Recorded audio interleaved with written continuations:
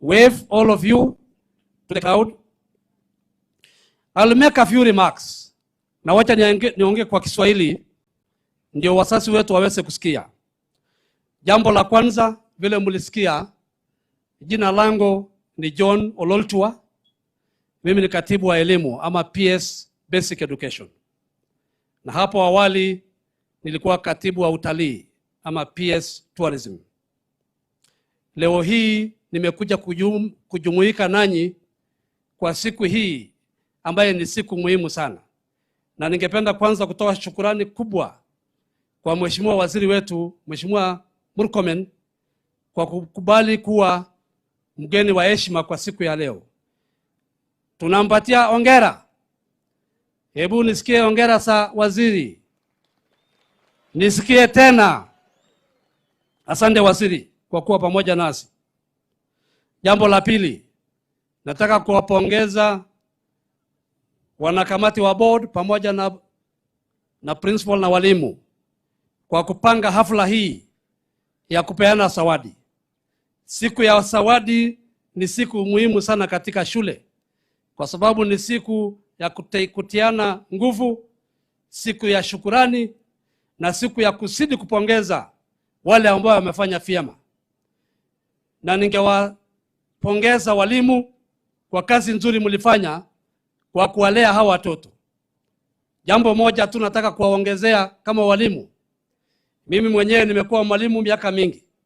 Nilifunza kama mwalimu wa darasa, nikakuwa mwalimu mkuu, na nikaenda, kwa hivyo naelewa umuhimu ya kufundisha watoto na kuwaonyesha njia ili kwa siku sijazo wawe watu ambao wakutusaidia.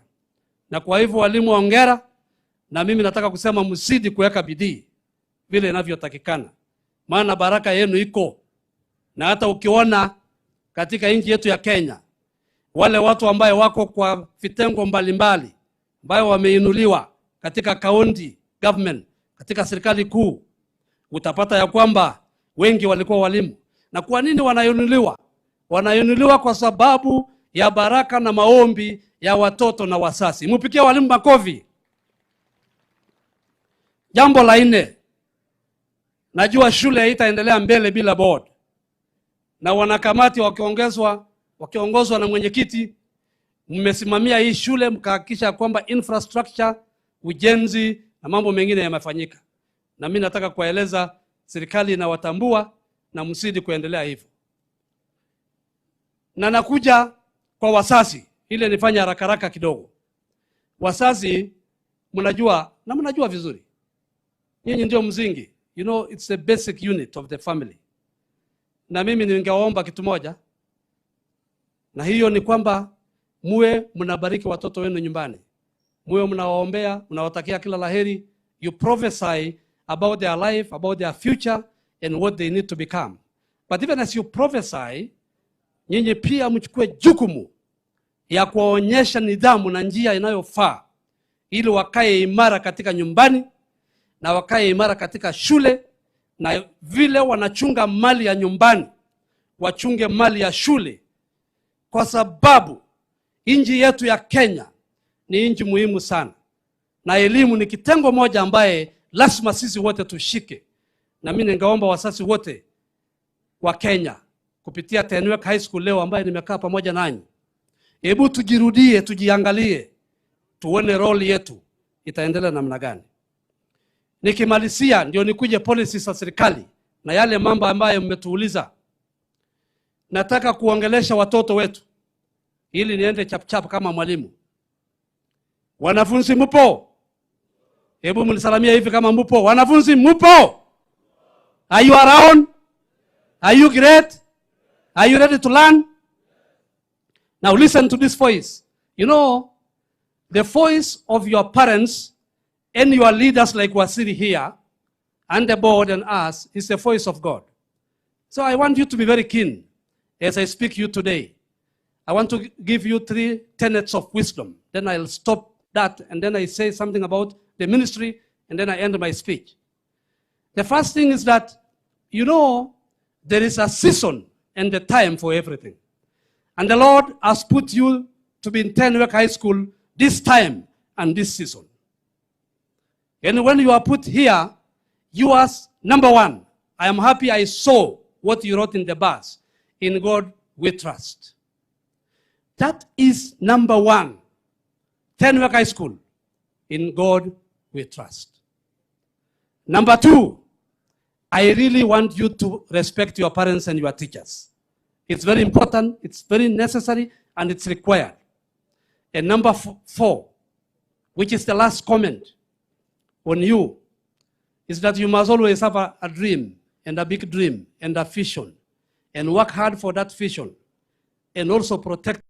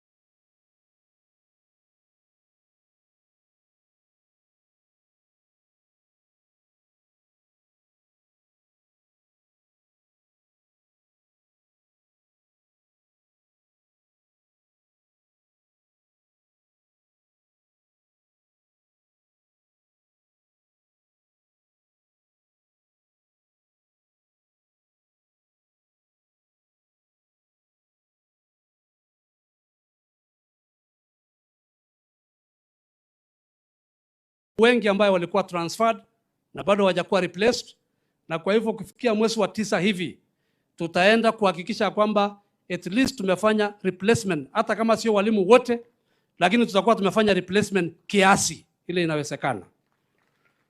Na jambo la mwisho, tumeanzisha mambo ya smart boards. Unajua tumeenda kwa digital age. Na kwa hivyo tukaongozwa na Mheshimiwa Rais, tumeweza kuanzisha ambayo Mheshimiwa Naibu wa Rais alilaunch zile program ambayo tunaita digital literacy devices program ambayo tutalete smart boards kwa mashule.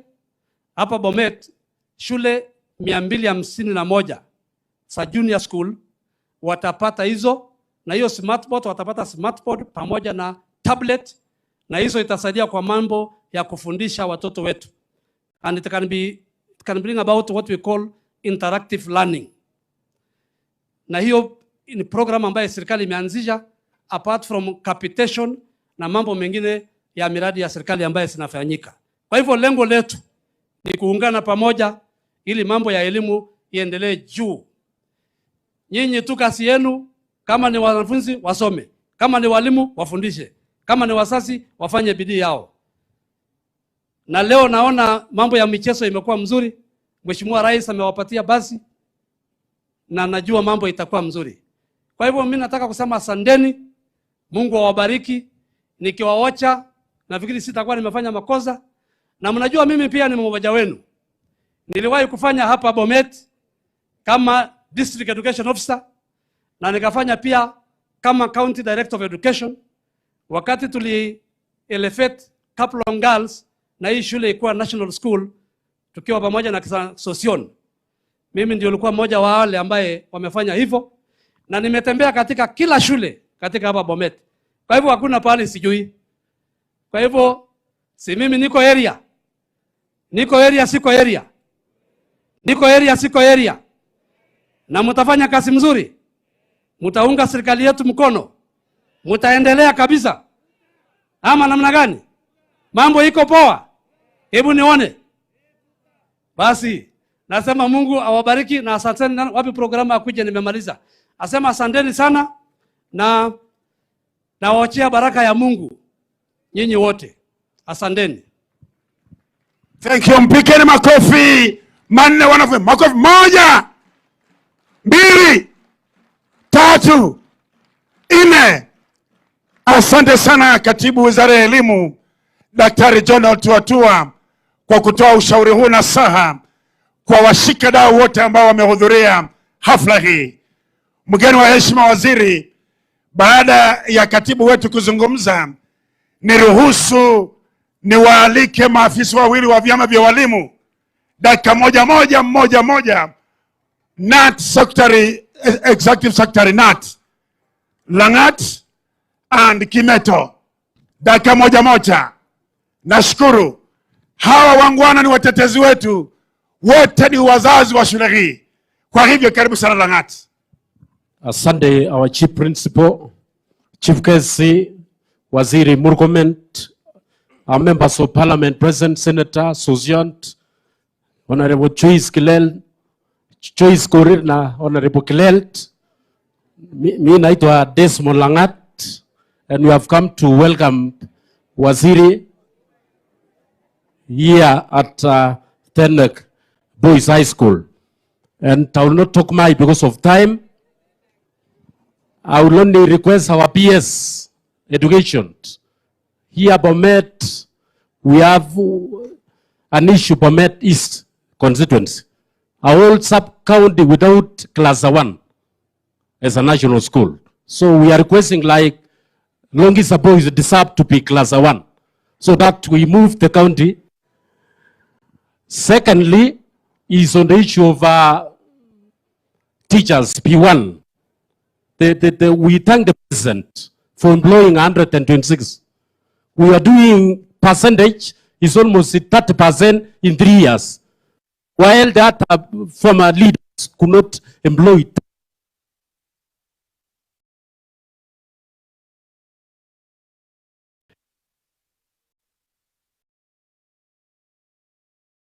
CPE, support autonomy.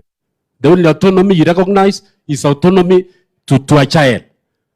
Now, tukimaliza upande ya Kipreres na Chepalungu, tunaomba kama inawezekana tupate iwe gazetted as hardship. Everything there is hardship, including starving is hardship.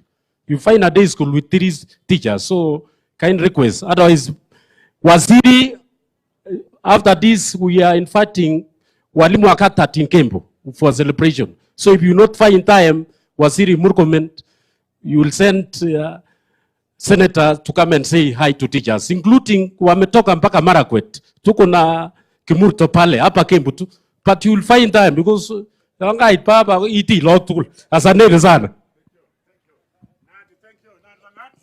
Thank you very much, our Chief Guest of Honor, Mheshimiwa Murkomen, our PS, our 2 PSs, Mheshimiwa John Ololtua Lekakeny and Mheshimiwa Ngeno, and all the protocol observed. God is good. God is good. And all the time. Thank you very much. My name is Paul Kimeto, Bomet Kupet, Executive Secretary. I want to welcome you, Mheshimiwa Murkomen. I have been following you all through. When you were member of parliament, senator, I have been following what you are doing. And you are a man and a half. You are very strong. And today, we came here to welcome you together with our 2 PSs who are here. We talked in the morning with our PS here, and I want to thank you because you came. I know you are very busy, but I want to thank you for what you have done to this government. You are one of the bold few. I know we have a lot of cabinet secretaries, but not all of them can speak the way you are speaking. And in fact, if I can read, you are the super cabinet secretary. You are doing well, and we are very much grateful. I want to thank this school, Tenwek Boys High School. Thank you, colleagues who are here, and you have heard that we have very few teachers, and we need more teachers. And it is not about Tenwek alone. Even within our county, we also have schools that also have few teachers. And because you are a friend to the president, we want to send you on behalf of the teachers here, because we have principals who are acting here. We have also deputy principals who are also acting. Can you go back and tell the president that you do something, and then we confirm all of them so that they can work well? I know you are a man, and I want to thank you for the issue of comprehensive. My colleague, Bwana Desmond, talked about, they are talking about no autonomy. But for us, you know, in Bomet, we have 300 high schools, and we have 481 JSS school. And JSS are our members. And they are talking and advocating for autonomy. So what Desmond was talking about is different. He is talking about comprehensive, but as for good management of this institution, we are talking as Gupet for autonomy. That's what we are saying. Finally, we also have intern teachers here in Bomet and in the Republic of Kenya. These intern teachers are never accessing SHA. They are not accessing SHA, yet they are teachers employed by the Teacher Service Commission. That is the worst discrimination that we are saying. It must come to its end. Do something. Because whenever a teacher who is an intern suffers, such a teacher cannot be given any medication. And that is why we are saying they must be served by SHA so that they also do the right thing. And I want to thank Wakili Sigei for the good work that he is doing here. And we support him. He's a strong man, and we support him for the good work that he is doing. And finally, when we have Sosion at home, we are not happy to have Sosion at home. This is a bull, a real bull. No, ni mugirito. No mo acho kumiten reyo. Ya acho kumi Nairobi. Imo acho ni president na ilenji. Kimoche na within 1 week ema kagas kilaga kigoi kasi Sosion. Ananeo. Ara kilio ni Sosion. Mi kora ne ibar Ronald ne mi yunga. Kilio ni Sosion. Igoi ngasi pondon. Imo acho ni na president le kakimwa. Because kigenyo na rambe ne kiba kupet. Ogige ko ndai rabishek 1300 amachawe kungongoi. Ako president rungu tokale igu the first president ko ni doctorate. Ogi giman. Ngalie benyungo gi mosinye. So imo china ya gilenji kimaje chichi kindewui ako boys. Finally na we kungongoi. Kitinye in mwalimu ne kikiyom kinya para kimutin dia ke toriti kako Caleb. Kibare ako tin wakili. Kikuren Caleb. Kiyok weche 200. Kemwae kongoi ne 200 che kiyokwech ako kitebote koneti ak ele kitekyini kot kele kiteche kot ko ketech kot komie nekit ketwo wakili senator betut ne kiyote imutu Murkomen amun kinam rabishekyi asinyo keyat tugul koni bu komamache amwa ngalek chechang ata biik chetinye kibandok en yu teben ot mi twan ile itinye kibandet sawa ile itinye kura kimoche kura tutam mama namna gani? Yes, okay, chengura pichwe kura no tutam akemache ketel kura. Thank you very much. Thank you very much. God bless you. Makofi kwa mwana Kimeto jamani wanafunzi. Thank you Mheshimiwa Waziri. Hao walikuwa viongozi wawili, viongozi wa vyama vya walimu. Kwa hili sasa nataka nimkaribishe our county commissioner. Mheshimiwa Waziri, Madam County Commissioner has done wonders. She has been really assisting us with her police commanders assisting this school.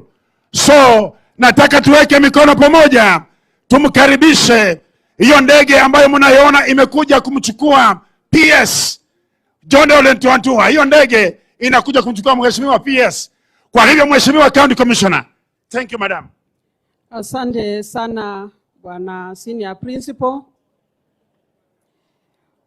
Mgeni wetu wa heshima katika hafla ya leo ambaye ni waziri wetu katika Wizara ya Ndani,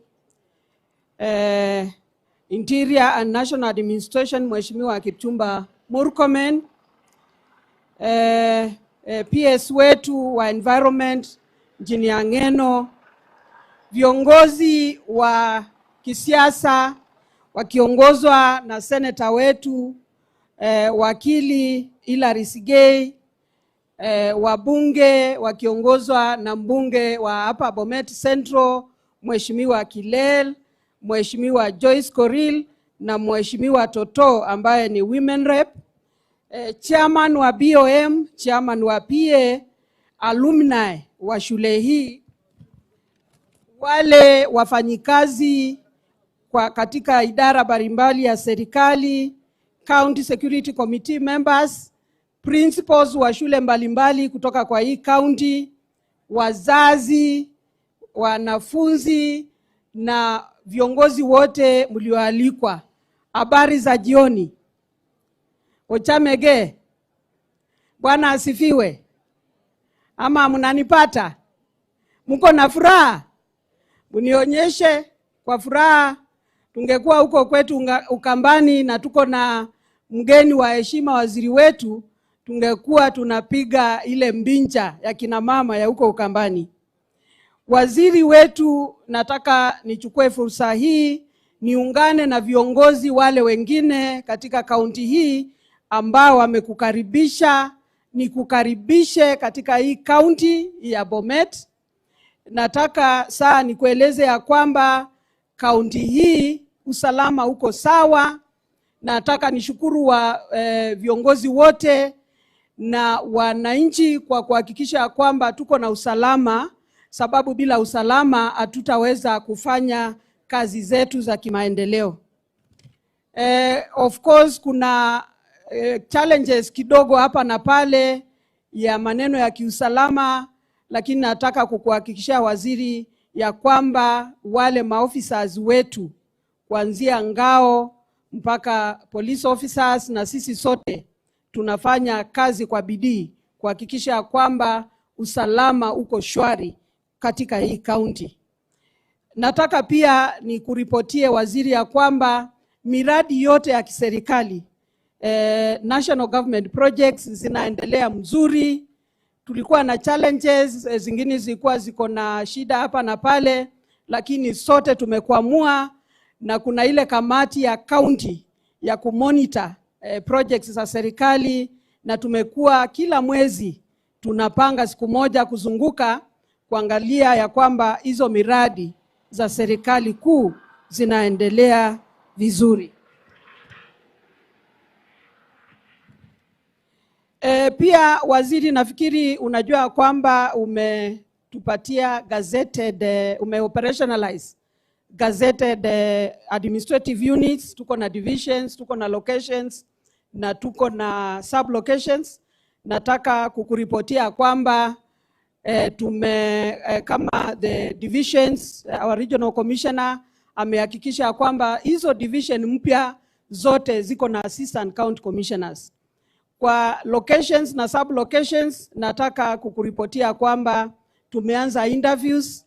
Some of the appointment letters are back with us. Nataka nishukuru ofisi yako sababu tukituma those appointment documents zinarudi within in fact a few weeks, na tuna issue to the chiefs who have been promoted, na tunashukuru, tunakushukuru kwa hiyo.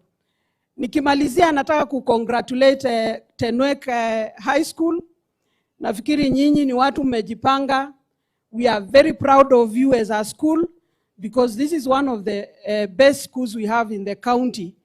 Yetu ni kuhakikisha kwamba wakati mnahitaji usaidizi wetu, uwe wa kiusalama ama uwe wa kuketi tu kuulizana maswali ama kuweka vichwa pamoja, nataka kupeana my commitment ya kwamba tutakuwa available kusaidiana na nyinyi ili tuhakikisha kwamba shule hii inasonga mbele. Kwa kumalizia waziri, sababu leo ni siku yako, uniruhusu tu ni introduce the Ngao team wale tumewaalika, na sikui kama niombe ruhusa tu waziri wakuja hapa mbele sababu nafikiri ukiwa pale waoni mzuri. Niulize chiefs, assistant chiefs very fast, ukuja haraka haraka hapa mbele. These are chiefs from Bomet Central sub-county. Na wanapokuja waziri, unaona ulitusaidia maneno ya uniform. You can see how smart they are.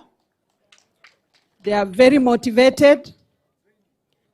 Na wamefanyiwa training. Wacha leo niwafanyie ile ya kusalutia wewe, tuone kama hii maneno wameshika ama turudishe hawa kwa training. Na kabla wa kupatia hiyo salute bwana waziri, nilitumwa na the lady chiefs. Nilikuwa nimeenda kufanya mkutano ya chiefs kule Chepalungu, wakaniambia Madam Sisi, ukipata waziri mwambie sisi kama ladies tumeshukuru kabisa sababu tuko na maternity uniform. Simpigie waziri makofi jameni. Wakasema nikupatie hiyo appreciation because now najua wakati nilikuwa mdogo tulikuwa hatuna maternity uniform. Kwa hivyo wanashukuru kabisa. Chiefs, mko tayari? Si nyote mmeenda training? Haya, mjitayarishe, msalutie waziri. Salute. Asante. Mwingine hapo anaregarega, mwingine mkono ime. Haya, asante, mnaweza rudi. Tuko na assistant county commissioners. Na waziri sijui mmoja ameenda wapi. We have 3 divisions. Assistant county commissioners. There is one of the divisions umetupatia inaitwa Cheswen, and already the RC has posted an assistant county commissioner. Salute. Asante sana. Tuko na DCC wa Bomet Central, ako hapo nyuma, Madam Anastasia Kimodho. Ya mwisho ni introduce the County Security Committee members. Mkuja hapa mbele ndio waziri aweze kuwajua kwa sura. County Security Committee members. Tukambalie tu waseme majina yao. Tuko na bwana Nampayo. Nampayo is the Deputy County Police Commander. Tuko na Madam Wambugu, the AP County Commander. Tuko na Engineer Ogao, the CCIO. Tuko na bwana, jina yake ni ngumu sana. Hebu sema jina. Ololojina. Yeye ni County Traffic Officer.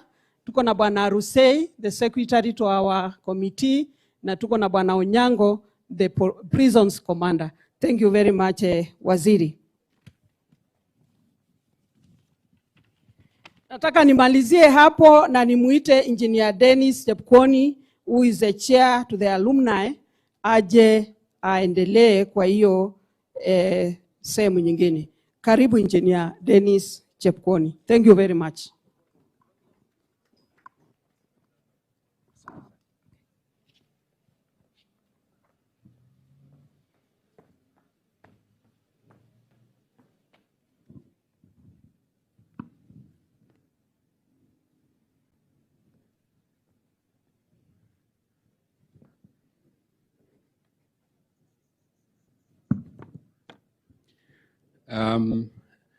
The chief guest for today, Honorable Onesmus Kipchumba Murkomen, the Cabinet Secretary for Interior and National.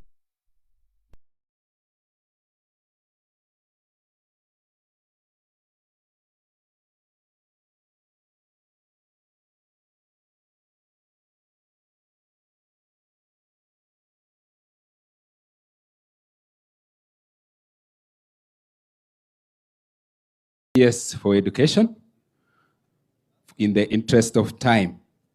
It is indeed a pleasure to be here today, although it's not my day, but I'm very excited to be here today as an old boy of the school. I was actually here 29 years ago. I left Form 4 29 years ago, and that's an amazing amount of time that has lapsed. And later came back to help support the school in the administration as a member of the board, and later the chairman of the board for 2 sessions. It was indeed a privilege to be here and to serve in this school. And I must start by commending the school community for the tremendous progress that they have made this far in terms of progress in infrastructure development, academics, and the population of the school. This is tremendous. I think we give a lot of credit and respect to what Bwana Chesebe and his team has done. we really appreciate the work that has gone into this. I will also take this opportunity to appreciate what the patronage that Wakili Sige wakiwa na Mheshimiwa Sosion wameipatia hii shule. They have really tried to nurture this school by in lengths and breadths that has taken a lot of effort for it to be in this place. I take this opportunity to acknowledge and appreciate the effort that has gone into that. And more so because they spend a lot of time in this place, making sure that there is order, there is support that the school requires to progress in the things that they want to do. And indeed, today is a testament that we have seen the work that this community has been able to achieve. And so I take this very early opportunity to say congratulations to you all who have participated in taking Tenwek High School to this place, first being a provincial school and now as a national school. And I will not forget the work that the old boys of this school have done. And I'm here on their behalf as their current chair to speak about the activities that are related to the old boys of Tenwek High School. So before I talk about that, allow me, Mheshimiwa, to take 1 minute and ask to recognize all the old boys who are here present with us today by asking them to stand wherever they are so that we can see them. In 1 minute. Wherever you are, asante sana. We have old boys from all walks of life that are here with us today. And Tenwek being what it has been, it has created people of all walks of life, all professions, all leaders. And that is why we are proud to be back here today. Asante sana. You may have your seats. Asante sana. Thank you so much. I just want to make one comment, and I will hand over the mic to the next speaker. And I want to speak to the boys of Tenwek High School. It's a privilege to be in this school. It is a good thing to be here because you have an opportunity to excel. I want to leave you with just one word that allows you to succeed wherever you will be. And for avoiding repetition, I know you've been told so much about what you need to do to succeed. But I just want to leave you with one word that if you stick to, it can transform the way you look at life. And that one word is simple. Ni neno inaitwa jitume. Sasa Chesebe atanisaidia hapo. Jitume. I want to encourage every boy that is resident in Tenwek High School, and even our neighbors, our girls' schools from Chebone and Daraweta. Please, as you do whatever you do, tafadhali, fikiria kujituma. And kujituma here, I mean, it is that urge to achieve excellence, even if anybody is not following you.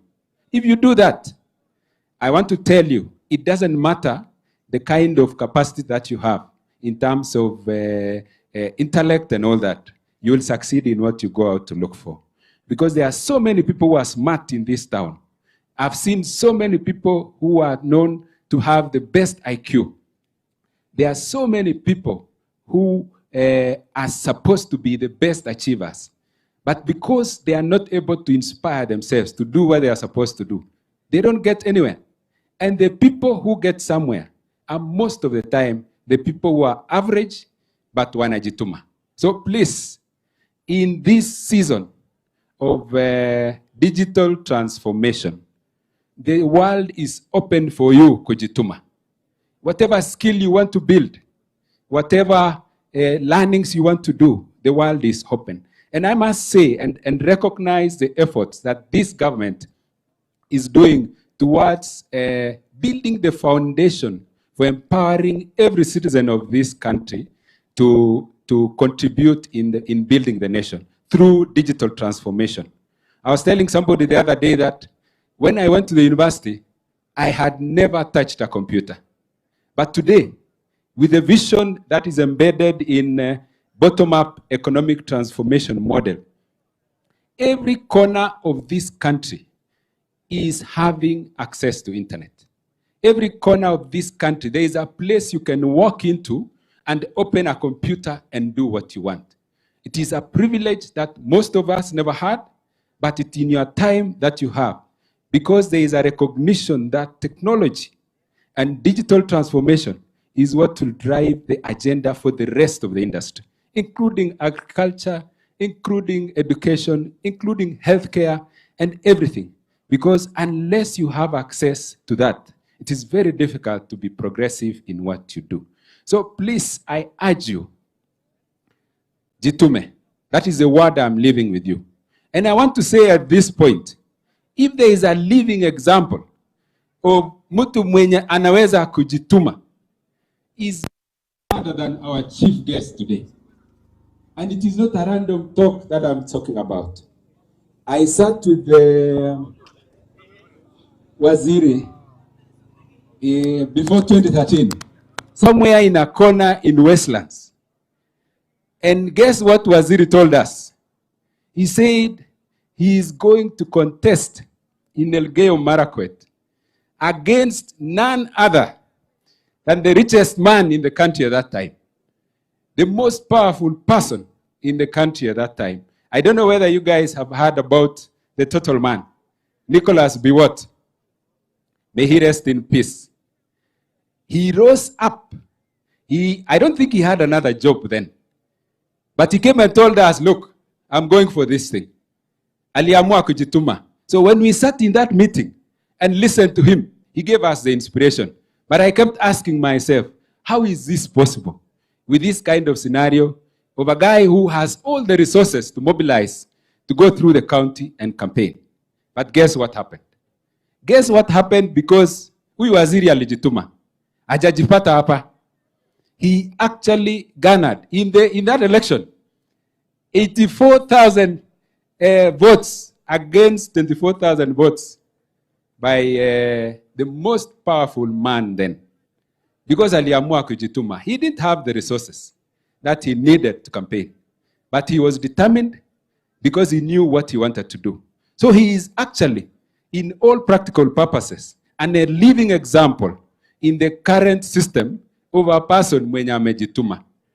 And the privileges that he have now, I don't think he was just given. He earned them because ni mtu wa kujituma. I've associated with him for some time, and I know that is the truth. Sometimes it's very difficult for the public to see this, and sometimes there is misinterpretation, but I can tell you, as a person who've associated with him very closely, huyu mtu anajituma. So please, take his example. Jitume. Don't sit and wait for things to come to you. They will not come. Even if you are the brightest guy, you will not move unless ujitume. So it's a privilege that we have in our season to have our chief guest as a person mwenye anaweza kujituma the most until he is in the position that he is in today. Congratulations, Waziri. We pray for you that the ladder continues to look upward. So I do not want to progress so much from there. I'd also like to take this opportunity to say, from the chairman's desk, on behalf of the alumni, I would like to offer a gift, this being a prize givings day, to a special category of people. And you'll allow me, Bwana Chesebe, to identify in this Form 4 class, from the chairman's desk, the most improved student by marks and grade from the beginning of Form 4 until now will get a prize gift of 25,000 shillings. Number 2, next year, we are giving a similar opportunity but expanded. We will pick the most improved 3 students in the same class. They'll get the same amount of money each. 25,000 times 3 students, that's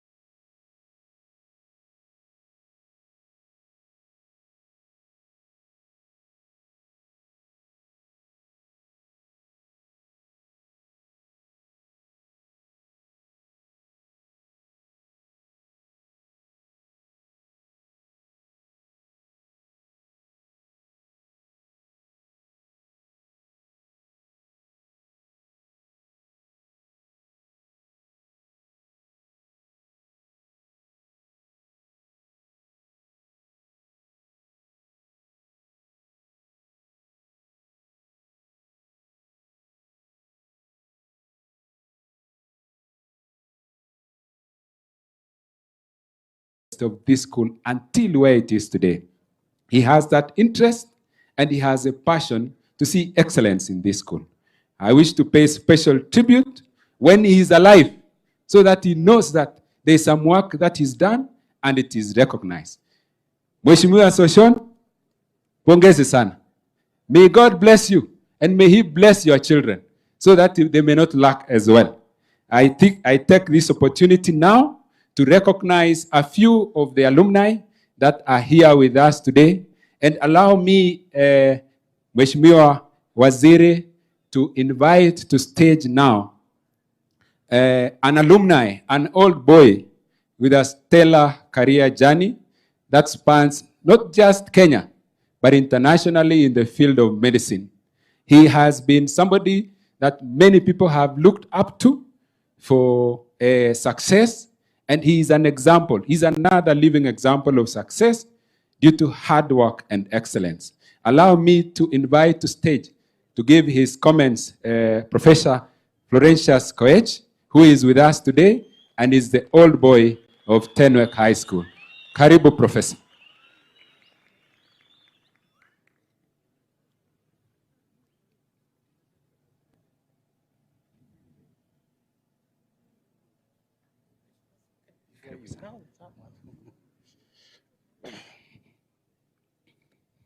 Hello. The chief guest, my friend, the CS of Ministry of Internal Security, Bwana Onesimus Murkomen, waheshimiwa wote, I don't want to mention all of you because of time, County Commissioner Bomet and all your team, the TSC Directorate, parents, and students. How is your afternoon? In few of time, and I don't want to repeat what my other speakers have said, I'll cut my speech short and only focus on issues. Boys, did you have a good evening? Was it nice? Okay. It will be better when you win. I hope you win the football soccer competition in Thika. I'll be back then. Now, I want to just focus on what I feel is very important for this school. I was a student here, and I left 40 years ago. You know, Engineer Jeb Kwanya said he left here 29 years ago. I left here 40 years ago. I was in the class of Mheshimiwa Soshon and others who are also here. And at that time, things were very difficult in this school. It was very hard. We went through a lot of hardships. And I feel very happy to see what has happened, the transformation that has happened in this school. And I really want to congratulate the chief principal, Mr. Giuseppe, and the board of this school, for they have done a wonderful job. You can see the buildings, the dormitories. It's fantastic, and I feel proud of you. I also want to recognize and congratulate again the two luminaries who are the alumni, Soshon, Honorable Soshon, and Honorable Hilary Sigay, because they have really lobbied for this school. To get this bus that we have seen today was not easy, and there are many schools lobbying for the same. So we really want to really congratulate them again and appreciate their effort for this school. In few of time, I will only say, and I want to really get back to my friend, Mr. Murkomen, the CS. You know, every time he has an issue, he calls me. Maybe related to people from his county. And I will always pick to his phone. I never fail. In fact, if I'm seated, I will wake up and take his phone. And I've never failed him. Every time he has issues, I don't fail him. And today, Panam Murgamen, I've never asked for anything in return. But today I want to ask for something from you. You know, I'm passionate about this school. And I want to really request you the three things that my other speakers have raised. That is, one, the teachers. We need more teachers. We need those 45 teachers to be transitioned to TSC. And I hope, Mheshimiwa, you'll follow it up keenly with the Ministry of Education. The other one is about the hostels. You know, there are 3,500 students here. It's a big population. And their living quarters is really, I would say, below par. And we want to uplift this school to have the good living standards. And please, CS, please do something. I remember we were parents together at Alliance. My boy was there and your boy was there. And we had a parents' meeting. And in that meeting, one afternoon, within 1 hour, 500 million worth of projects had been raised. We need to do the same for Tenwek. And I really want to honestly, you know, please, I request you, kind request. The last one is about, which I really want to focus on, is the sports complex. You know, with the numbers that are here, we need them to also excel in sports. And I really wish that you can also come in handy and push, just like the way you did in Alliance, push some project in completion of the sports complex. As I end, I want to say something to the students. I was also here like you, and I was desperate for success. And we had a very good principal then called Mr. Caleb Motai. May God rest his soul in peace. And I remember I was sitting in, the old, near, you see that whole building there? It was our class. And he came to our class and said, some of you will fail, some of you will pass. The one who will fail will have not followed my lessons very well. And he told us something, which I still apply up to today. And it was very simple. I know Chief Kwanye Zoro said something, but I want to leave you with one word. Never postpone your work for that day. Procrastination makes you lazy. So even now, I never postpone anything. Things I have to do in one day, I have to finish. Even if it means extending to past midnight, but I make sure that I finish. If you follow that, and you make sure that you finish your work for the day, you'll always succeed. With those few remarks, I know people are tired and I don't want to expand. I would have said a lot of things, but I'll stop here. Next time when I'm the chief guest, I'll come back and speak a lot. Mungu akubariki. Asante sana. Thank you so much, Professor, for that inspiring speech. Without wasting too much time, allow me to invite to stage Dr. Wilson Kerich, who is an accomplished scholar, who has led this school for a long time. He is my mentor. He ushered me into the chairmanship of the board of Tenwek High School, and he's continued to mentor all of us. He has an accomplished academic career that is an example in the community and also in the country. So it's a privilege to have Dr. Kerich here today. Welcome, Dr. to speak to the old boys. Okay.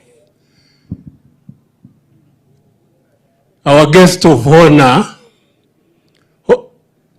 Mheshimiwa Kipchumba Murkomen, other dignitaries, and all protocols observed. I wish to associate myself with the remarks which have been made by the old boys. As I sat there, I felt so encouraged and so satisfied that Tenwek High School, in all respects, have met exceeding expectations.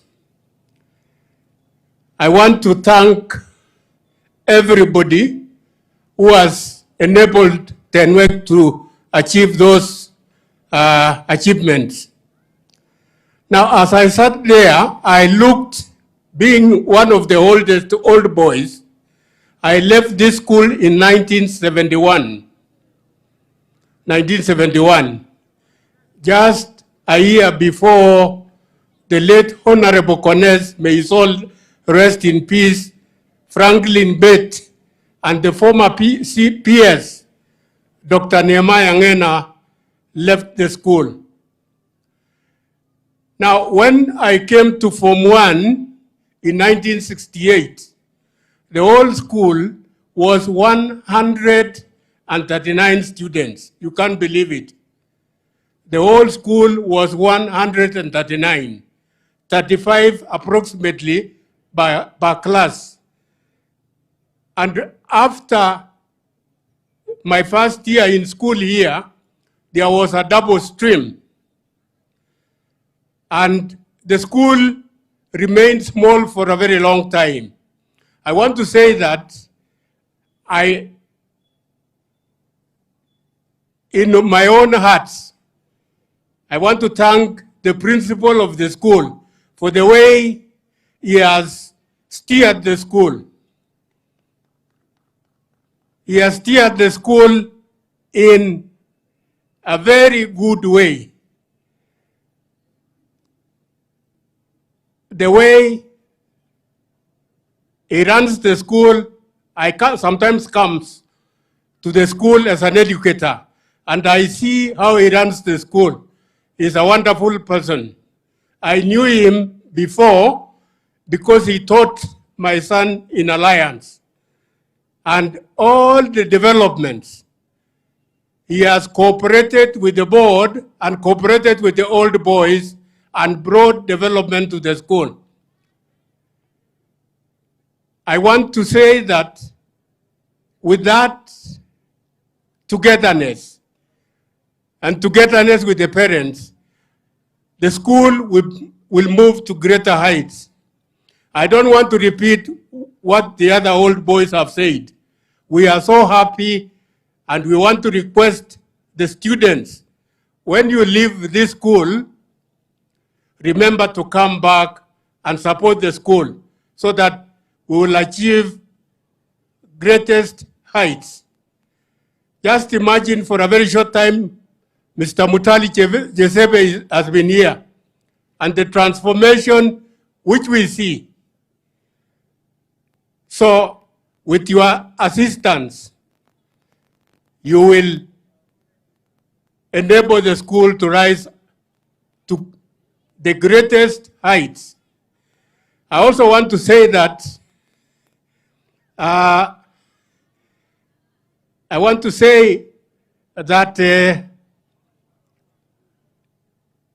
one very important role which this school has,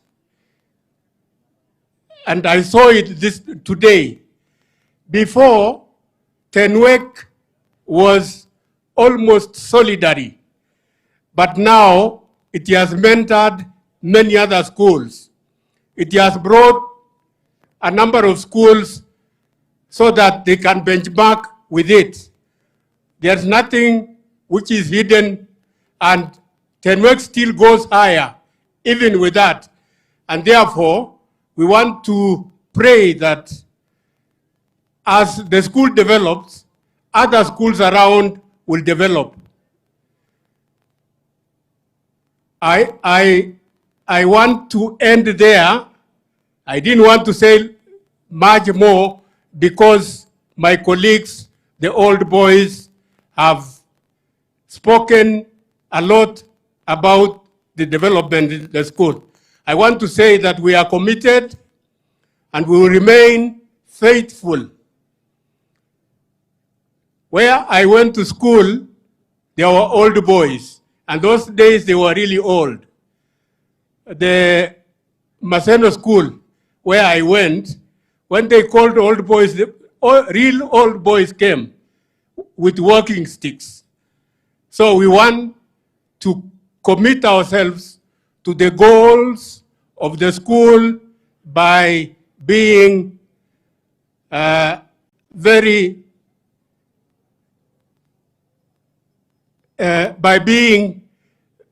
committed old boys. So thank you very much. We wish the students, particularly those students who will be sitting for the exams, we wish them very success in their exams. So thank you very much. I will leave something little to the chief principal so that he will decide on what to do. Kongoi. I shall invite Honorable Sosion. Incidentally, Honorable Sosion was my student in Form 1, but he has really been working with me. And in Kayu, he was my student also. Thank you, Dr. Wilson Kerich. The bibliography and the directory of education principles and practices within the compound of this school. The Honorable Onesimus Kipchumba Murkomen, Cabinet Secretary for the Ministry of Interior and Coordination of National Government, who indeed is the chief speaker for this event today. The Senator for Bomet, the Honorable Hilary Sigei, who also serves as an alternate speaker in the Senate of Kenya and the chairman of JLAC Committee of the Senate. Engineer Ngeno, the Principal Secretary in charge of Environment in the Government of the Republic of Kenya. All protocols observed. I cannot forget Honorable Joyce Korir. I'll not forget Honorable Toto, the women representative. I will not forget Honorable Kilel, the Member of Parliament. All protocols observed. I will make a few remarks because a lot of statements have been made. My job within this compound is basically to coordinate the alumni and to get all of us to come and serve our school. The Honorable Murkomen, I want to thank you for accepting to come here today. When Dennis was giving your life journey, I think I learned that Dennis, Engineer Chepkwony, in 2012, when I was National Chairman NAT, called me and asked me to request the teachers of Elgeyo Marakwet to elect you as a senator. And it does happen that my first posting in the teaching service was to Koibarak Secondary School in Elgeyo Marakwet. And the rest is history. You were elected and you became the leader of majority in the Senate. The other bit that many do not know here is that you are a friend to many alumni. You are very great friends with Engineer Dennis, I know, at personal level. You are very great friends with Senator Sigei and friends in the law firm. Some of the officers who serve you in your office are alumni of this school. Somewhere, South Africa, wherever you are, is your peer. I think he's seated somewhere. Simama, my friend, you are my classmate. I am your teacher. He serves you in your office, is one of my best. And the other one is Willie, who serves also in the Ministry of Interior. The treasurer of this school, of the alumni, Solomon Cheruyot. And can you come down, Solomon Cheruyot? Because we must give our token so that we allow the chief guest to speak. Honorable Waziri, I think you only missed one thing because you have worked with our boys. You only missed an admission to this school because it does happen that the old boys of this school are your best friends. And so those of us who are teachers have no choice but to really extend that love to you and to support you. In 2014, Kipchumba Murkomen presided over fundraising here in this school on behalf of the President of the Republic of Kenya. And so you are part of us. Welcome, sir, and feel at home. We'll say a few things later. I want to ask Solomon Cheruyot, the treasurer, because we have come, this is our speech day. Na sisi kama alumnis, kazi yetu ni action. I want you to present the donation of teachers to the principal. Why are we doing that? Teachers are central and fundamental. And we have undertaken as alumni as a major duty to support teachers. Before we talk of infrastructure in school, before we talk about dormitories and other things, we deal with the teachers. Thank you very much, Honorable Sosion. The chief guest, Cabinet Secretary for Interior, the Honorable Kipchumba Murkomen, na kuzingatia itifaki yote, kwa majina naitwa Solomon Cheruyot, kama mheshimiwa amesema, mimi ni treasurer wa Alumni Association. Sijui kwa nini labda waliona, if you want to trust, you trust a thin man with your money. So, Bwana Principal, karibu. As alumni, we have managed to raise a kitty for motivating the teachers. We are going to send you right away 130,000. Briefly, Honorable Sosion, I want to call the alumni to let us all lift our weights and support the programs of alumni. Asante sana. Thank you, sir. Thank you very much. Because this is a gift day, I want you to give one great gift to two men, Engineer Dennis Chepkwony and Senator Hilary Sigei. Could you stand? Give them one round of applause. Pigia hao makofi. Those two men, come forward. Kidogo tu hapo makofi. Because these are the founders of this prize giving day. We have worked with the details on how to run a good school. And these great young alumni have done a good job. We don't want to do what Dr. Kerich was talking about, that the old boys come with sticks. We want the young men to run the school, and they are running the school. Thank you. You can sit down. The other person that you give a round of applause is the principal of the school, Mr. Mutali Chesebe. You have not disappointed us. Tafadhali kuja mbele, pigia yeye makofi mzuri sana. He deserves it. He has not disappointed us. I was a parent at Alliance Boys and Girls, and when we noticed he was a good principal, we decided to bring him to this end of the world so that he can create an alliance here, and we make all our schools in the county alliances, and I think we are almost there. If you look at the performance of the school, in 3 years, students to medicine from this school and other related courses, 107 in number.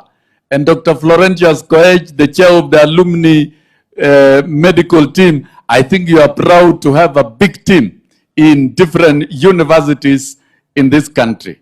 And then the second category, Bachelor of Engineering. There are more engineers in this school, led by Engineer Chepkwony. 189 of them. Pigia makofi. They are doing miracles. We are getting them to medicine. We are getting them to engineering.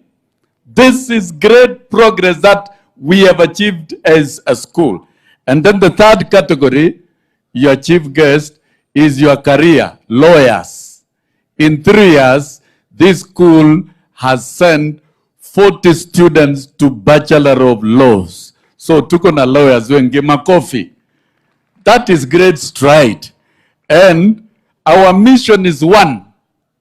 Every child who enters this school must join university. You have no choice, no choice at all, at all. We have been at 90%, 90%, 80%. Now our next agenda, ile kazi Cheseba na Malaysia, is to have all the boys join the university. And some of our boys join the best universities in the world. We already have 2 in Germany. One is joining medicine in Italy from this cohort. So we are going international.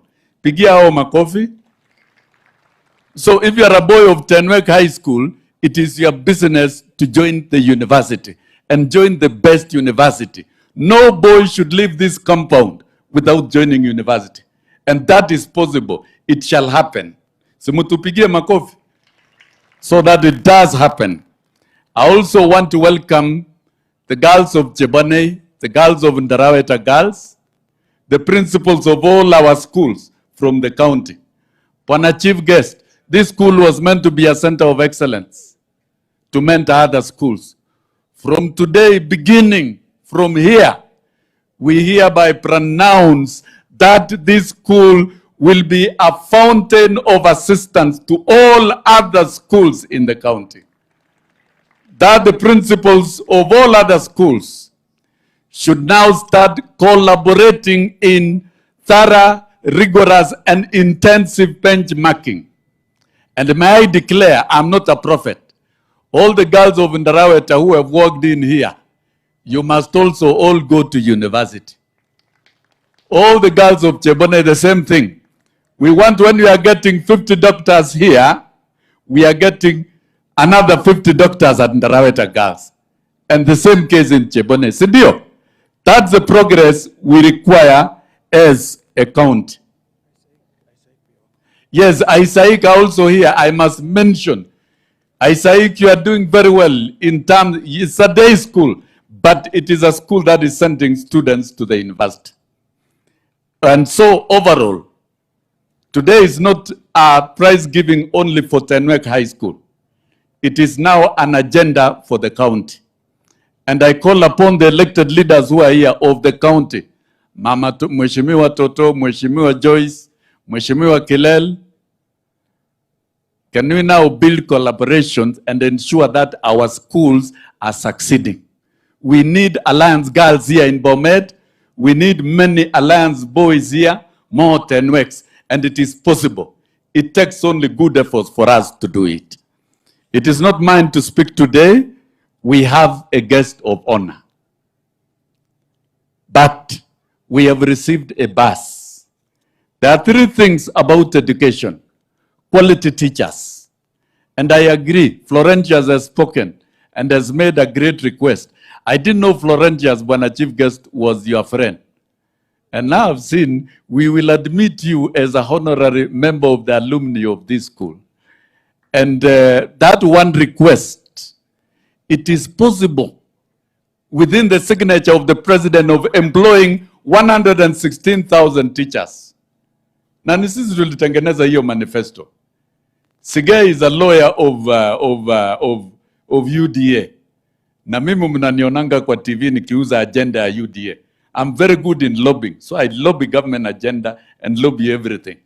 Sasa ile zawadi mnaweza kupatia hii shule, Bwana Chief Guest, all these teachers to be transited to PNP by TSC. This school deserves. It was elevated to a national school without addressing the question of teachers. Hiyo ikifanyika, what parents are paying in terms of building, paying salaries will go to doing other things in the dormitories. The other aspect of quality education, of course,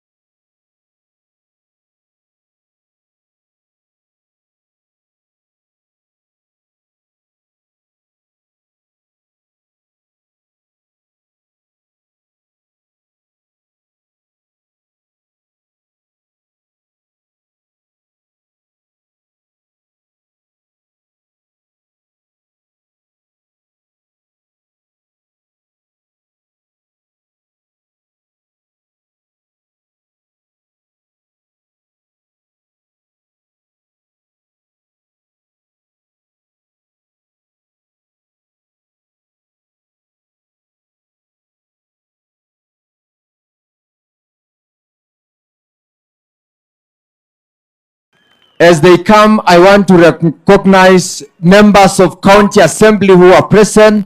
Mheshimiwa Ann, the area MCA, Mheshimiwa Samuel, MCA, I don't know whether he's still there. And there are 2 members of County Assembly from County Government of Narok, Mheshimiwa Kipngeno, and I saw Ezekiel, Mheshimiwa Ezekiel. Asanteni sana kwa kukuja. Mheshimiwa Salat, I want to give you under 1 minute kusalimia tu watu because I know what you have done for this school. Kongoi missing Senator Sigei, our chief guest, CS Murkomen, karibu nyumbani, PS Daktari Festus, karibu, na wageni wote, viongozi ambaye wako hapa, Joyce, Toto, Kilel, na viongozi wote. Ningependa kuwasalimu watoto wa shule hii, parents na wageni. Amjambo. Amjambo. Yangu vile nimeambiwa ni fupi sana. When I heard that there is a celebration happening in Tenwek, I said I have to be here to share in the joy of this school, because I have also a history in this school.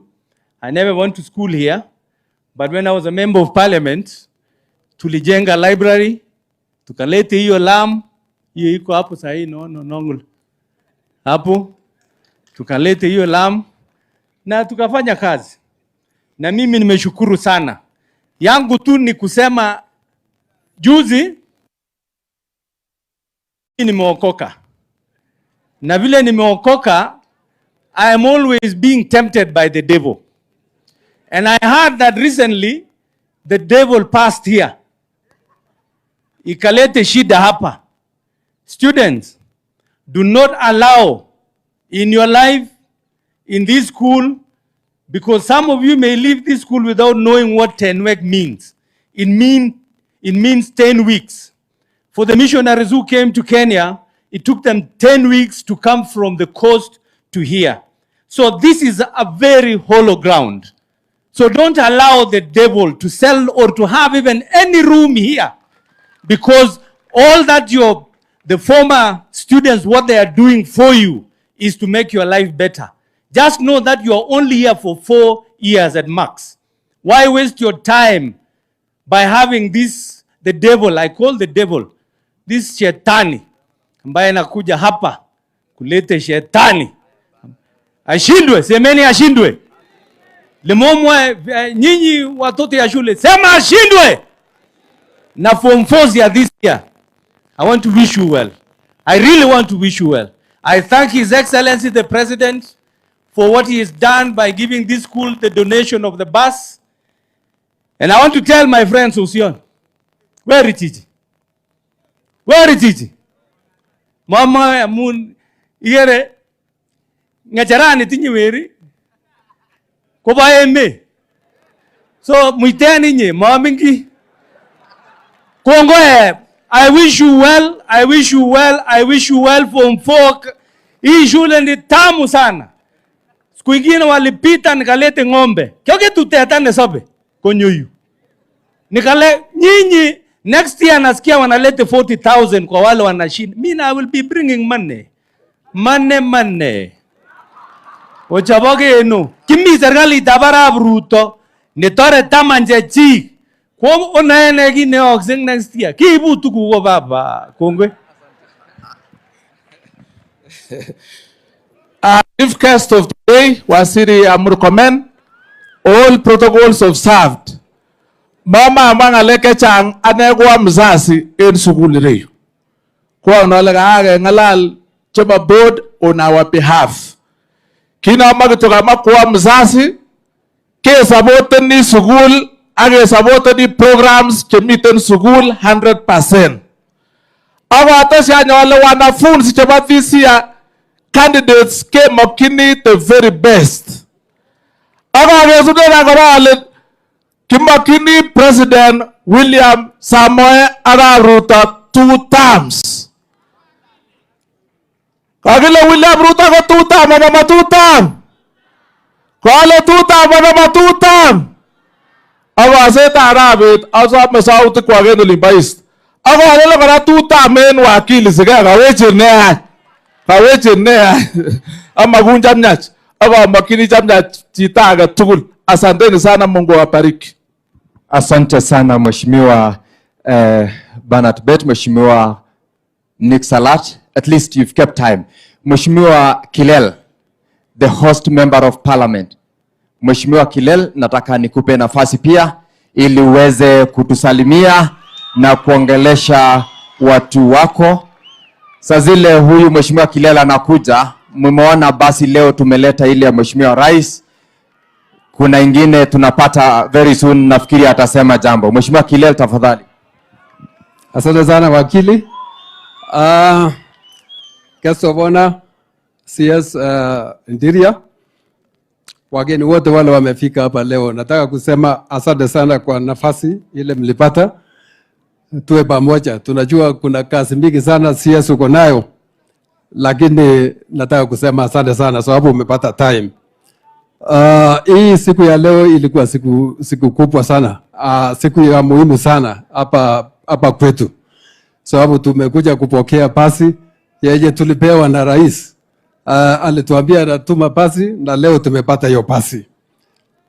Kuna pasi ingine CS nimenunua ambayo ingekuja pamoja na hii exactly kama ile, na nilisema wacha ikuje na zingine sababu nimenunua pasi 5 ambazo zitakuja next week.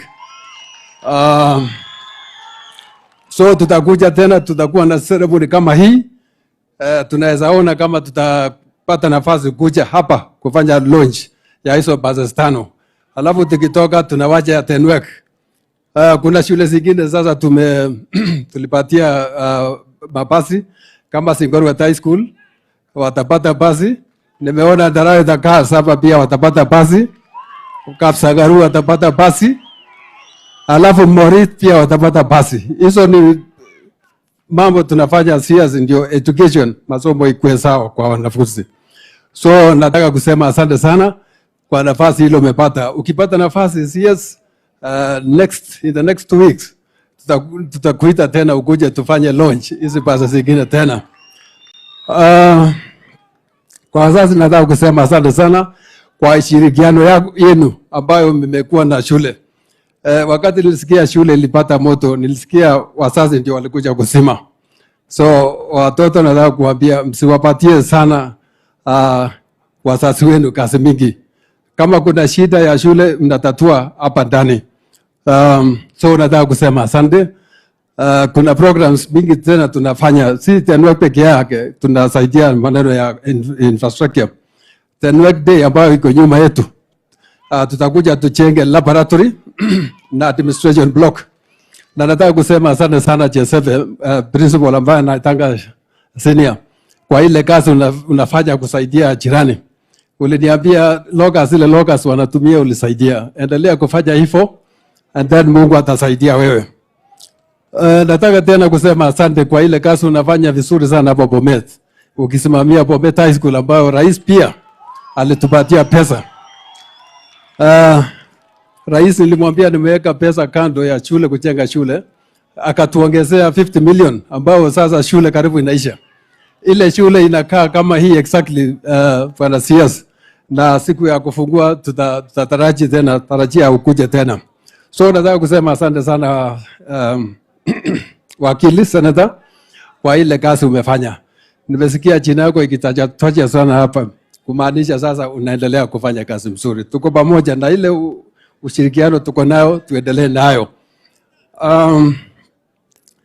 Nimesikia watu wawili wakisema wakati walikuwa wanafanya introduction china ya choice. Nimesikia watu wawili wakisema choice Kilel.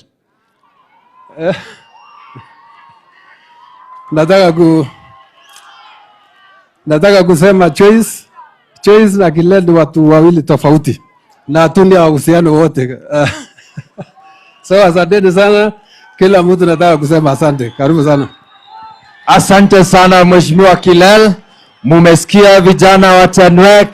Mheshimiwa Kilel atatuletea ile basi in the next 2 weeks. Tutakuwa hapa Mheshimiwa Kilel tuipokee pamoja na hawa wapendwa wetu wote. Mheshimiwa Toto, women rep wetu wa kaunti yetu ya Bomet, nataka pia kuja tusalimie, na kwa heshima ya masaa ninataka niombe tufupishe ili mgeni wetu wa heshima aweze apate nafasi ya kutosha atuongeleshe. Saa zile huyu mama Toto anakuja, mnajua alikuwa anaitwa Toto. Sasa anaitwa mama Toto. Tafadhali. Anaitwa mama Toto, mama Chela. Bwana asifiwe. Good afternoon wanafunzi. Hey, muko. Asante sana Chief Guest of the Day Waziri Kipchumba Murkomen, waheshimiwa wote tukiongozwa na Senator Sigei, County Commissioner pamoja na security team wake na viongozi wote wenye wamekuja kutoka sehemu mbalimbali, pia na wakazi wa Bomet. Pia nasema ni asante sana for this special day. I want to say Tenwek High School, we really want to wish you all the best. Vile tumekuja siku ya leo tunasema ni asante sana kwa Dr. William Samoei Ruto, alikuwa ametuahidi basi, na leo tumekuja kupokea na tunasema asante. Na hapa Bomet tunasema Dr. William Samoei Ruto ni tu, tunasema ni tu kwa sababu tumeambiwa. I want to wish you Wakili Sigei, I want to say thank you because you are an alumni hapa kwa shule ya Tenwek, na tumeambia ile kazi yenye umefanya tunakuambia ni pongezi sana. You've been lobbying for activities in this school.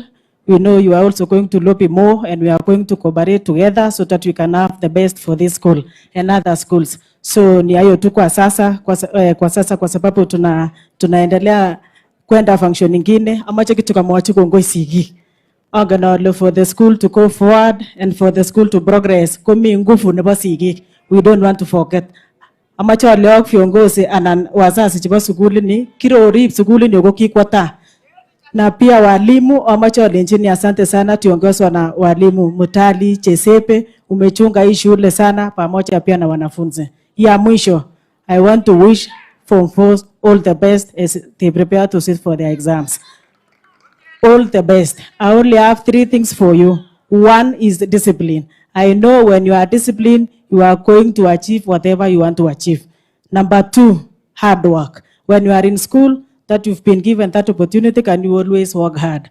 Mzazi amelipa shule, pia mwalimu wako hapa, pia jikaze kwa sababu umepata hiyo opportunity ya kusoma. Ya 3 ni commitment. Kuna mtu amlikuwa amekuja hapa na akasema ni kujituma. Sisi wengine pia, for us to be here ni kujituma. Sisi wengine pia tulijituma. So nawaambia wanafunzi, kaeni rada kwa shule, someni kwa bidii. We always say education is an equalizer. And we again say all dreams are possible. Form 4, I wish you all the best, and the rest of the schools, I wish them all the best. Kongoye. Kagilara Ruta Kwata. Anichi Babotiela. Anichi Babotiela. Asante sana na Mungu awabariki. Asante sana Mheshimiwa Toto. Mheshimiwa Senator Joyce Koriri, tafadhali pia uje utuongeleshe ili pia uongeleshe hao wanafunzi wote wa Tenwek, wazazi pamoja na wale viongozi ambao tuko nao hapa. Na pia kwa heshima ya muda nataka niombe kwa heshima ya muda na ule chief guest tuharakishe ili tumalize haraka. Mheshimiwa Joyce, karibu. Asanteni, asanteni, asanteni. The principal of this school, the chief guest of honor, Mheshimiwa Honorable CS Murkomen, the PS Environment, the PS ambaye ametuacha, viongozi wetu tukiongozwa na the area senator Mheshimiwa Toto, Mheshimiwa Sosion, the BOC chairman, the PTA chairman, the entire board, walimu, wanafunzi na wazazi. Hamjambo? Hamjambo tena? Wacha nichukue nafasi ya kipekee kushukuru Mwenyezi Mungu. Hata marengi mnyogorai. Tanogozo waktos buja munga en mama. So omuite no lei mama ra.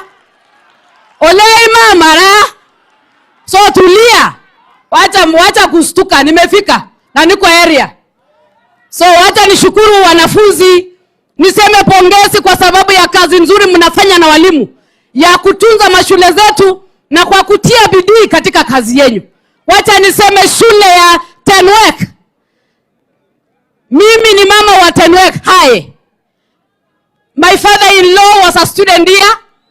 My husband was a student here. And my son was a student here. So mimi ni mama wenyu. Ndaraeta Gas nimesomea huko. Na Ndaraeta Gas wanajua maneno yao pia. Pasi yao inaelekea kule. Na sio pasi hivi tu.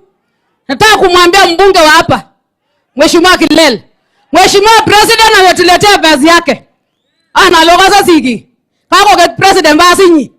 Basi nekikanye no Tenwek because kiba isi CDF kema Scania. The boys are so many. So but kama sio Scania, muongoje mama afike 2027 na kuja na Scania.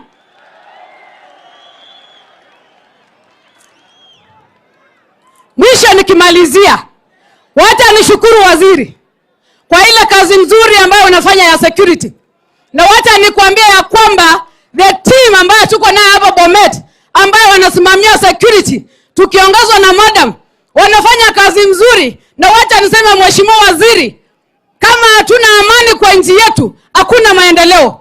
Ndiposa siku ya leo nataka nishukuru the president kwa kukupatia nafasi, na wewe mwenyewe ni kijana barubaru ambaye unapenda kazi, unapenda mashule, ndiposa siku ya leo umeleta leo vazi kwa vijana wetu ya Tenwek.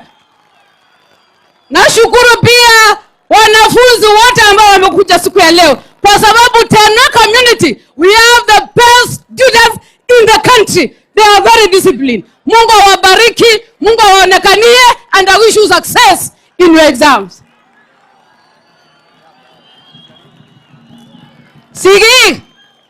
Sigi.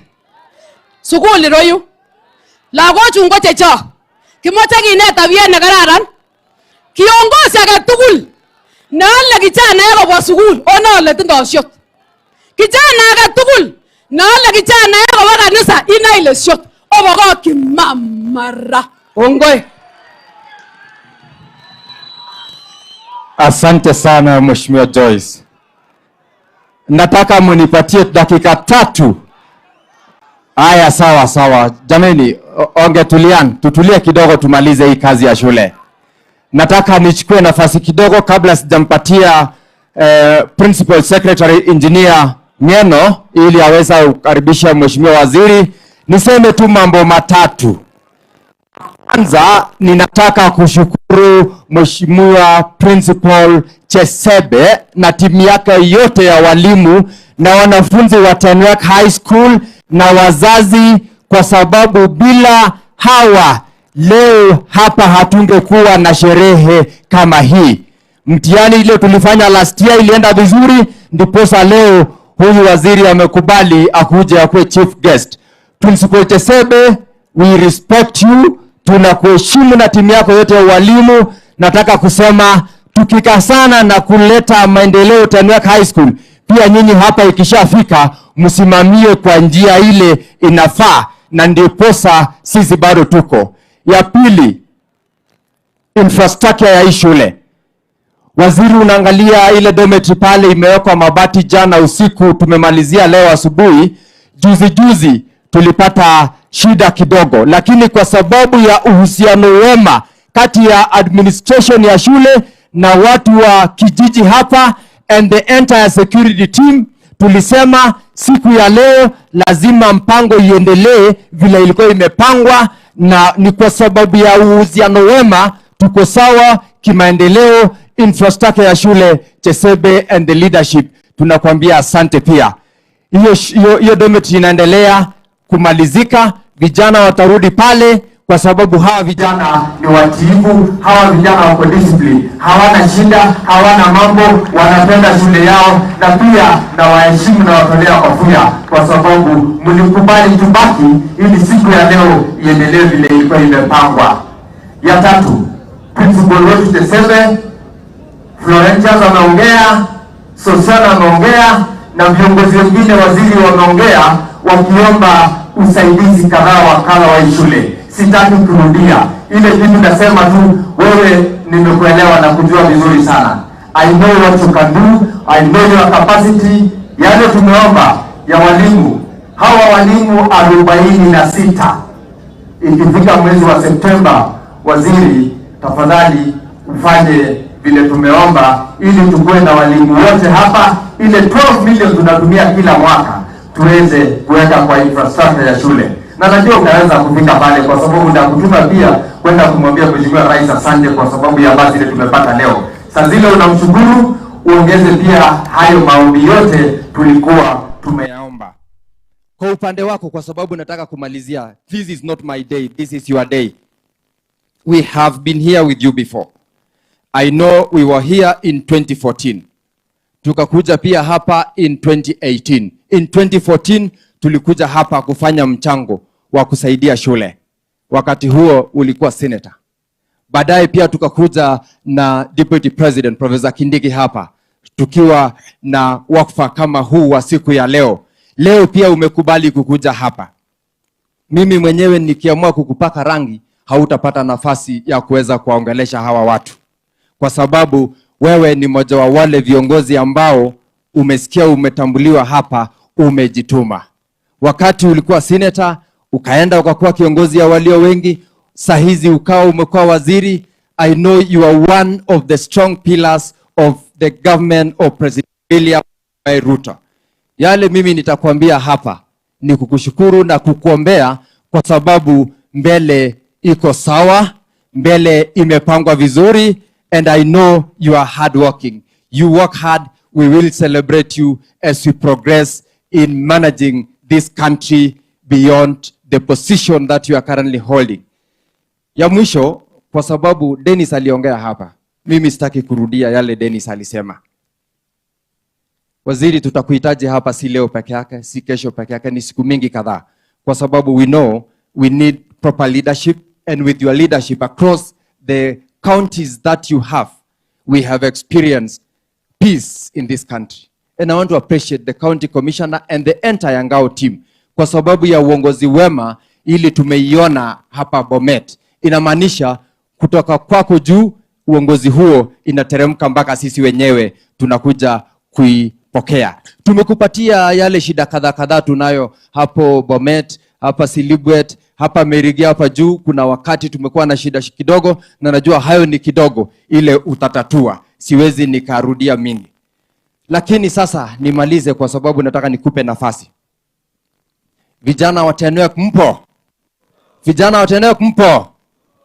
Wasichana mabanati wa Chebonei Girls mpo? Mpo?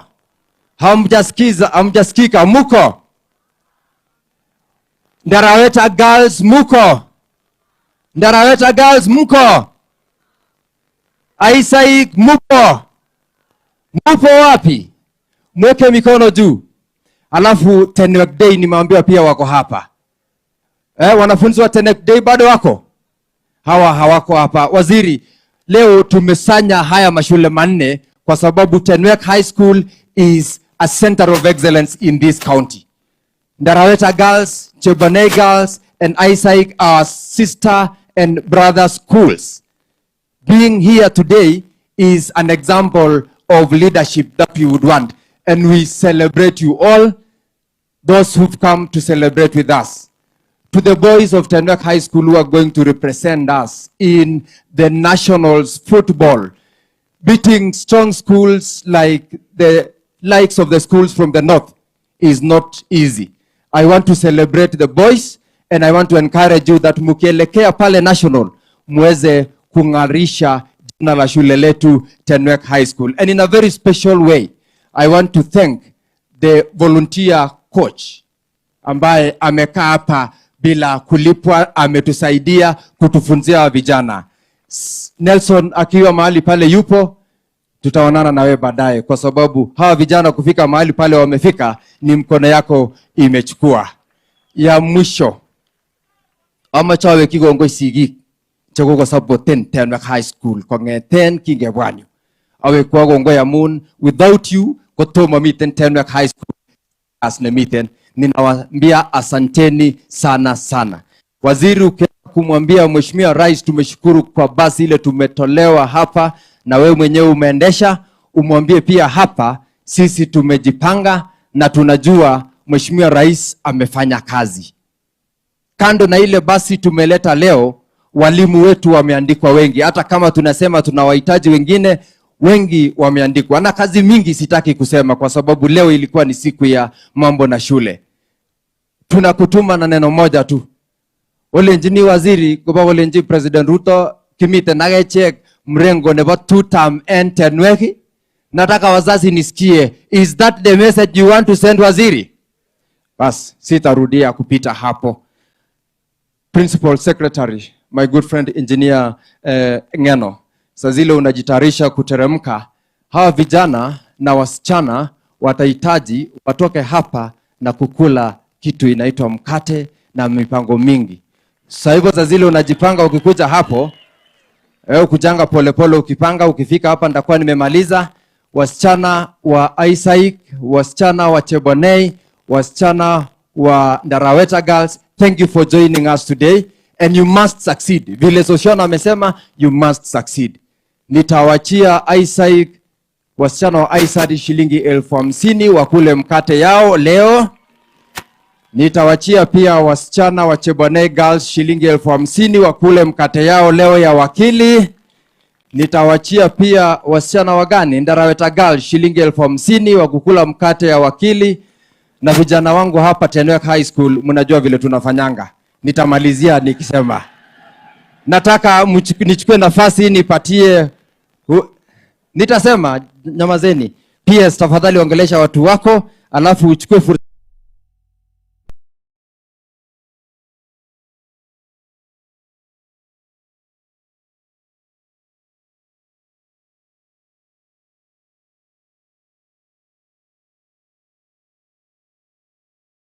Mheshimiwa Sigei, nitakusupport. Nitakusupport kwa hiyo laini. Our chief guest, Honorable Waziri Murkomen, the CS in charge of Interior and National Administration. My PS colleague Ololtua who has left us to go to another function in charge of education. Wakili Sigei, Honorable Senator, Honorable Toto, Women Rep, Honorable Joyce, Honorable Kilel, the area MP, the POM, Tenwek High School, and the principal of Tenwek High School, County Commissioner, Honorable Soshon, Dennis Chepkonyi, Engineer, wasasi wa Tenwek na wanafunzi, hamjambo. Mungu ni mwema na kila wakati yangu yatakuwa machache. Your Waziri Murkomen, who is our chief guest and my good friend, allow me to just mention two things. That I am not an alumni of Tenwek High School, but today I am a parent. I have a nephew who is in Form 3, admission 11304. Now, my brother who was here in 1994, ndio papa huyo mtoto. So mimi niko hapa kama msasi. Waziri Murkomen, allow me to say mimi ni alumni ya Kapsabet Boys High School. Kapsabet Boys High School, you know, hiyo ndio shule imetoa presidents wawili. Na mimi najifunia kuwa huko. Allow me to also mention that, Waziri, we are proud of Tenwek High School. To Engineer Dennis, my friend Soshon, Wakili Sigei, wewe umetusukuma na hii kazi sana ya Tenwek. Kila siku tu unasemanga Tenwek, Tenwek, Tenwek, twende. Na sisi kama KYM, ama wafanyakazi, ama watu kwenye Mheshimiwa William Samoei Ruto ametuteua, tukisupport Waziri Murkomen kama waziri wa Interior, tumekuja kusupport hii program. And therefore I want to mention that, Waziri, we really truly appreciate you for being here. Na kwa hiyo jambo yenye Dennis amesema na Sigei kuwa umejituma we mwenyewe. Waziri, I want to confirm that I'm a witness. Tumekuwa na wewe, tuliingia na wewe university the year 2000. First year University of Nairobi tukagraduate na wewe.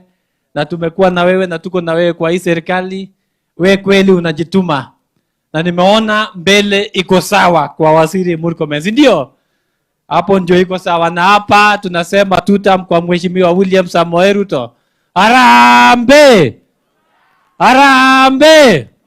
Asante sana Waziri Murkomen. Now that kila mtu amesema, mimi ndio Principal Secretary wa Environment and Climate Change. Na nimeona nikipeana zawadi, nikapeana zawadi kwa watoto ama domes yenye iko clean. And the Bible says cleanliness is next to holiness. So as my promise as a Principal Secretary for Environment Climate Change, wa hapa kwa hii shule ya Tenwek, tukisupport wakili Sikeso, Sean and Dennis, I have in the ministry, in the State Department waziri, tuko na programs naitwa Green Skills Initiatives. Na niko na director yangu waziri hapo anaitwa Vicky. Vicky nimepatia na direction, he is the director in charge of programs waziri. Tunafanya ile maneno ya Cherish program yako, hawa ndio watatusaidia. Na vinajua nafanya MAU under the 15 billion tree growing. Nitapeana program ya environmental award. Sasa utapangana na watu wa NetFund, watu wa NEMA, tuone vile tutakuja kupea zawadi kutoka form 1 up to form 4. Those students who would have done very good essays on environmental protection and ecosystem restoration towards the 15 billion tree growing program yenye President ametu ahidi. Na tuko na zawadi ya Kenya shillings 250,000 kwa form 1 mwenye atakuwa number 1, number 2, form 2, form 3 again and form 4. So hiyo ndio ahidi yenye tutapeana hapa Tenwek High School kusupport hizi programs yenye wakili anasifanya. Allow me to end by saying I want to congratulate Tenwek High School for all the things that you've done. Nimekuwa nikifuatilia kupitia my friends wangu, wakili CK, Dennis na Sosyon. And I congratulate all the winners for today. Na tunasema Mungu awabariki, watoto muendelee kusoma na Mungu atawabariki. With those few remarks, and allow me now, it is now my honor and pleasure to ask wote tusimame tumkaribishe mgeni wetu wa heshima, Waziri Onesphorus Kipchumba Murkomen, who is our Minister in charge of Interior and National Coordination. Karibu sana waziri. Asante sana.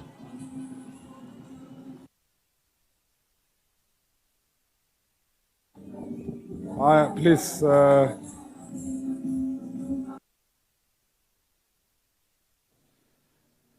please get in. Please be seated.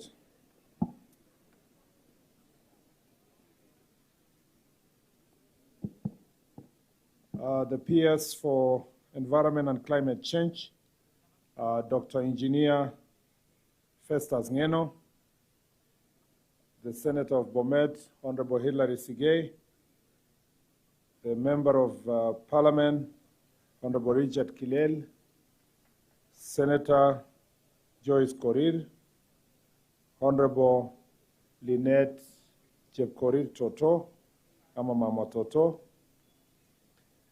the principal of this school, Mr. Mutali Chesebe, the chair of the board, the members of the board, the Alumni Association, parents, students, distinguished guests, ladies and gentlemen, good afternoon. Good afternoon. I don't hear you I don't hear the boys responding like we are in Tenwek. Good afternoon. Yeah, that now sounds like Tenwek. Yeah. First, let me say I am very grateful and excited to join you at Tenwek High School. Today, we should all be proud of the history, legacy, and the stature of this great school. Before independence, since before independence, this school has produced leaders who have shaped the development of our country. Kipkalia Kones, John Koech, Wilson Sosyon, Josephat Nanok, Victor Koech, Franklin Bett, Isaac Ruto, and of course the current Bomet County Senator, Hilary Sigay, are just but a few of the political leaders who call this place home. Many others continue to transform our country in other spheres of life, including our own celebrated Bishop Dr. Robert Langat, Dr. Florentas Koech, who was spoken here, Professor Wilson Yaban, Professor Wilson Kerich, to just but name but a few who are also here. These affirms that Tenwek High School is indeed the crucible where leaders are made and talents are shaped. I am very impressed by the school's transition rate to university, which has consistently been above 80%. It is not an easy feat to excel year in, year out. But that stands out in this school is the culture of excellence and the quest to do even better every subsequent year.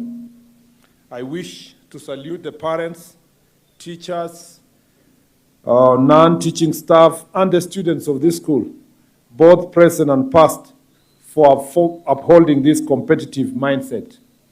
As a school founded by missionaries, sponsored by the African Gospel Church, and located in an historically Christian community, Christian area, the community is deeply rooted in faith, prayer, and diligence. It is summed up in your school's motto, which is, "In God we trust."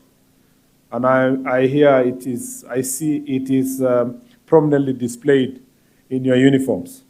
As you go out into the world, let me just say this, that every school has its own unique history and culture. And so when we are in Tenwek here, we need to celebrate the uniqueness of Tenwek. I know there's always the temptation to compare one school from the other. So in most cases, everybody wants to say we want to be like Alliance High School. But Alliance High School has its own strengths, and it has also its own challenges. And here in Tenwek, we have our own strengths and our own challenges. What is important for every school is to establish very strong traditions that are based on the founding principles and culture. And it's important for the school to continue progressing, not so much to look like another school, but to perfect that excellence that has been established in this school. I am very happy to note that this is a school whose foundation is Christian faith. And so your uniform has a very important label, "In God we trust." So it would be a betrayal of that very important motto for this school, for any student to be running around this school carrying fire to burn a dormitory with a uniform written, "In God we trust." God will be very embarrassed with you.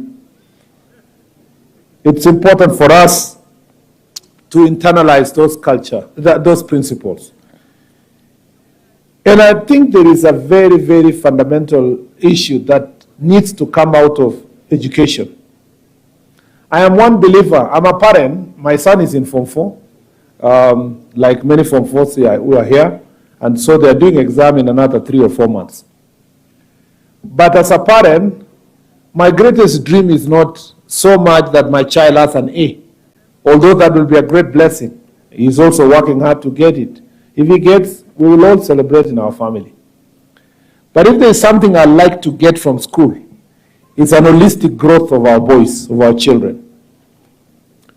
I do not wish to have a school that produces my child being an academic machine, graduating and leaving, and absolutely useless in all other factors in life. School is the place where the thing is, as a matter of fact, our children go to school at their most critical stage in their life.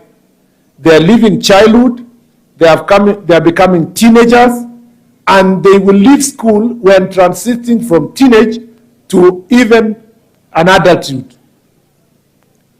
And the problem is that we ask them to forget that that period of time, which is the most critical for the child, is spent outside home without the parents, without everybody else. So when the children come to school, we do not expect them then to come just and study. We want our teachers and the school community to appreciate that we've handed over children to a boarding school